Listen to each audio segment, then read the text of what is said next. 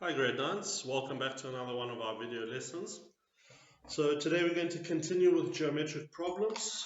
So that is page 140.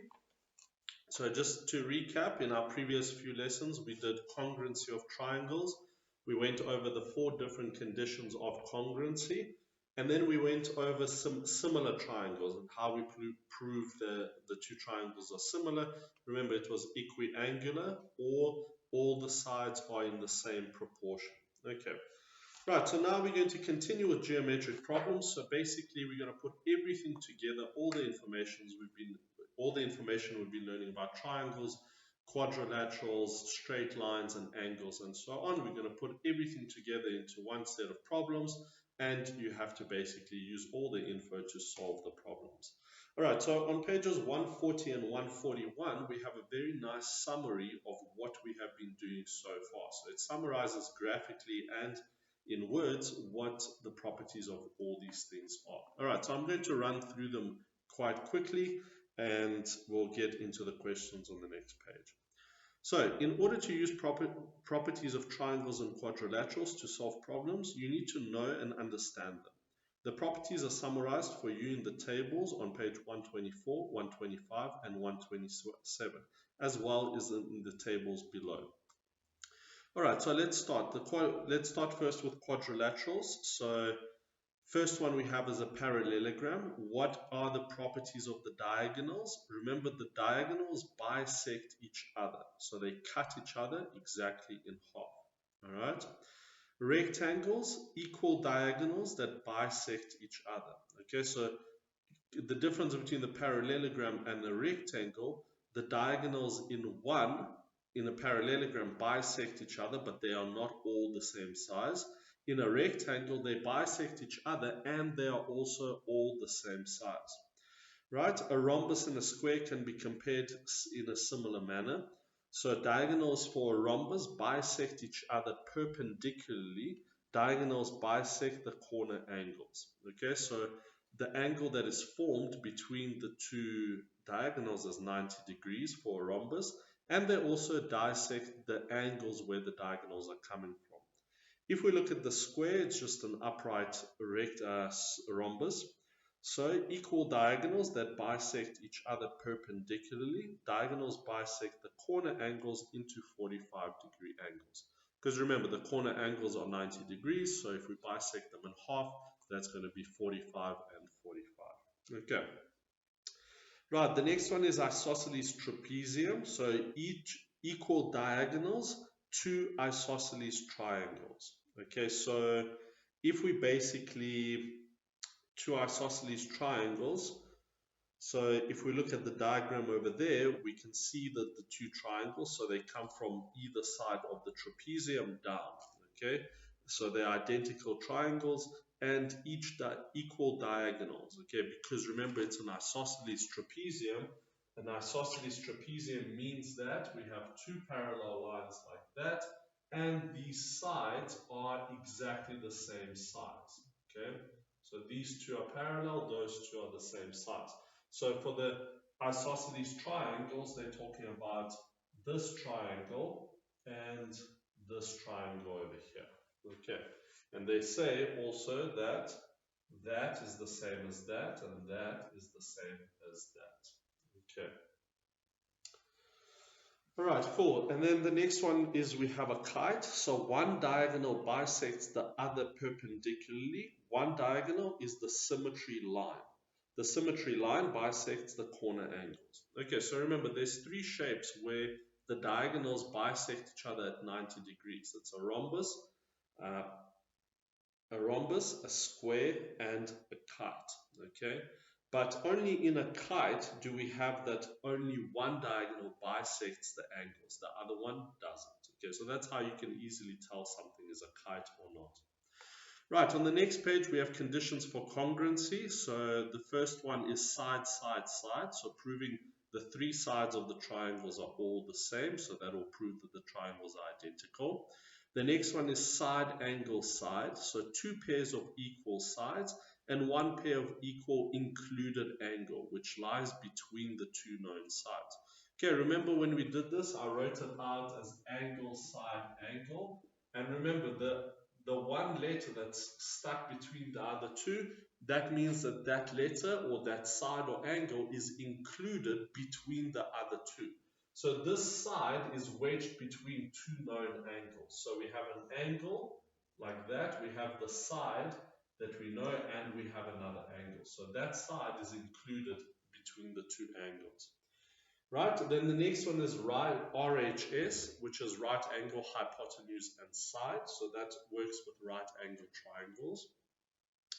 And the last one is AAS, but I like to write it as SAS, right? In a similar fashion as we did with ASA, because when you write it like this, you can again think of the angle now being wedged between the two sides. Okay, so you remember that it has to be an included angle between two known sides, or an included side between two angles. Okay. All right, cool. So that's the conditions for congruency, and then the conditions for similarity. It was AAA for angle, angle, angle, which is similar angle, or rather 3 pairs of equal angles. And also the corresponding sides are in proportion. So that's the other way to prove that we have similar triangles. If we match up the sides, divide them by each other, and we get exactly the same ratio as before. Okay. I'm getting a sip of water.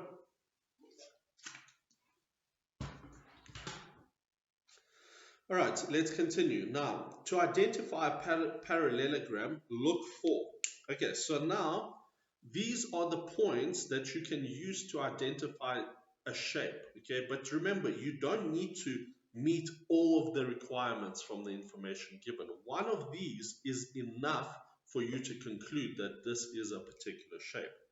All right, so to identify a parallelogram, look for 1. Both diagonals bisect each other. Okay, so that alone is enough to conclude that the shape is a parallelogram. Both pairs of opposite sides are parallel, or both pairs of opposite sides equal, or one pair of opposite sides equal and parallel, or both pairs of opposite angles are equal. Okay, so as long as you meet one of those things, you can conclude that this shape is a parallelogram. So you'll see in examples that will follow just now in the next exercise, a question might say, right, prove that this shape is a parallelogram. And with the information given, you're going to have to go through this list and see, well, what is the info that I have so that I can match it up with one of these points and prove that this shape is a parallelogram. Right, to identify a rectangle, look for 1. A parallelogram with a right angle. 2. Equal diagonals which bisect each other. Or all 4 corner angles are right angles. Okay. Next one, to identify a square, look for a rectangle with a right angle. Okay. So a rectangle with a right angle. That's not exactly correct, because a square is not a rectangle with a right angle. It's a square with a right angle. So yeah, I'm not sure if that's correct. I don't think it is. Then equal diagonals which bisect each other at 90 degrees, or equal diagonals which bisect corner angles into equal 45 angles. Okay, so the top one I definitely don't like that. A rectangle with a right angle, no. I think what they meant to say is that it's a rhombus with a right angle. Okay, so that's what we need to change that. So change that to a rhombus. Okay, so we are on page 141 in the blue block. We are looking at to identify a square, look for. The first point, you want to say a rhombus with a right angle, not a rectangle. Okay. I'm going to change that myself. 1 sec. Okay.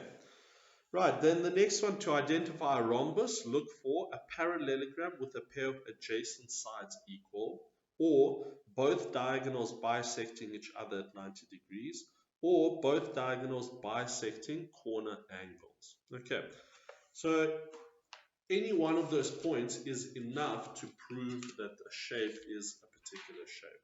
All right, so now let's look at exercise 13.9. Okay, guys, this does look like a very scary exercise. It's huge and it's got a lot of things that it's asking, but it's not too bad once you get stuck into it and once you start figuring it out. All right, so what we're going to do is do number one. I'll work through number one with you or through some of it, and the rest you guys are going to do for homework, which is questions 1 to 5. Okay, the revision we'll leave for now. We'll do the revision when you guys get back to school next week or the week after, and we'll sort that out.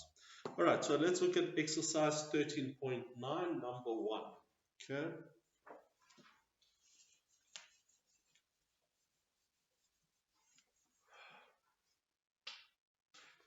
Okay, I'm going to quickly draw this diagram.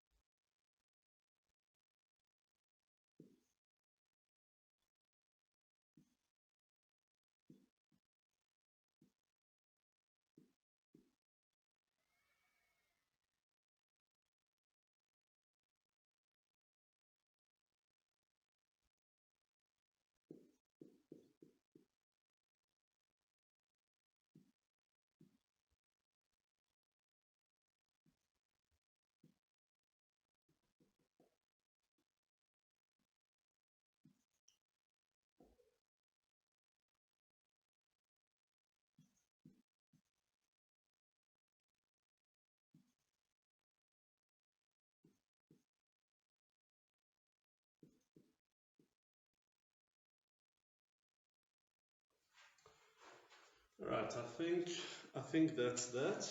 Okay, so let's quickly go through the information they tell us. So angle P equals angle RSU, which is 90 degrees. So angle P and angle RSU is 90 degrees. There it is. PTQ is 54 degrees. PTQ, that's that, 54 degrees. PSQ is 25 degrees. Okay, where's that? PSQ. This is 25 degrees over here. Right, and PUQ is 19. So PUQ 19, that's there. And we have PU is parallel to QR. PU parallel to QR and TQ, that's that, parallel to UR. Okay, we've got all the info that they gave us. Right, now let's look at the question. So number one, calculate giving reasons A, B, C, D, E, F, G, and H. So we basically have to find all the missing angles. Now guys, in terms of notation, what you'll notice here is that the big letters are your points and small letters are angles. Okay. All right, so we don't have to do these things in order. We can, but a lot of the time we don't need to do them in order, but let's see where we get. Okay, so let's work out A first. Right, we have that this is a straight line. There we have a 90 degrees, which means that this angle is 90 degrees. Okay, which means that this plus that equals to 90, so therefore we can work it out. Okay, so we're going to say, what are we going to say? We're going to say that 25 degrees plus A equals to 90 degrees. Okay, what is our reason? Our reason is PSR equals to 90 degrees. Okay, or you could say that it's a right angle. That should be enough. Okay, then from here, A equals, take the 25 to the other side, so 25 becomes negative, 90 minus 25 is going to be 65 degrees. Okay, so this A is now 65 degrees. Okay, great. All right, we've got that. Let's do B. Okay, B is over here. Right, well, we can't do B yet. Why? Because, well, no, actually we can, because we have a parallel line here and a parallel line over there. So basically, there's my Z that's being formed, so that angle is the same as this angle here. Okay, so we're going to say B equals to 19 degrees. What is our reason? It is alt angles. Which lines are parallel? PU parallel to QR. Okay. Right, I'll put it down a bit. Okay. Right, so we've got B, so this is now 19 degrees. Okay, in the same fashion, we can also work out what C is. Okay. Why? How? Well, we've got this parallel line, that line, and that line. Okay. So that means that this 25 equals to C plus 19. Okay, so let's say that. We're going to say 25 degrees equals to C plus 19 degrees. What's the reason? Again, alt angles, same line, same reason, everything. Okay, now we can work out what C is. C equals, take the 19 to the other side, 25 minus 19 is going to give us 6 degrees. All right, so C is now 6 degrees. Okay, let's continue. We can do exactly the same thing with D, okay, because there's my parallel lines again. So that 54 is the same as all of this, okay. Well, let's do the same. So I'm going to take this off. Okay, so we have 54 degrees equals to D plus 6 plus 19 degrees. What is our reason? Same reason. Alt angles, PU parallel to QR. Alright, so now we can solve for D. So D is going to equal to 6 plus 19 is 25. Take it to the other side, it becomes minus 25. So it's 54 minus 25, which will equal to 29 degrees. Okay, so D is now 29 degrees. Okay, can we work out what E is? Yes, we can. How? Well, there's two ways. We could use 90 degrees right here because we know that everything adds up to 90. Or we can use this triangle here because that plus that plus that gives us 180. So that's what I'm going to do. So 90 plus 54 plus E equals to 180 degrees. Reason, sum angles of triangle. Okay. E equals to, so 90, we take that side, 54 as well, so it will become 36 degrees. Okay, so if we take those two there and subtract from 180, we'll get that E is 36 degrees. Okay. Okay, what else do we have left? We got this G, H, and F. Okay, well, let's see what we can do. These two angles are vertically opposite for H, and we have a 90 and a 19, so we can get this angle over here. So we're going to say that, all right, guys, I think, you know what, I'm going to leave it at this because you guys also need to try this. So basically, this will be vertically opposite angles. Once you get H, you have 19, you can get F. Once you have F, we can work out G, or rather, okay, let's see how we can work out G.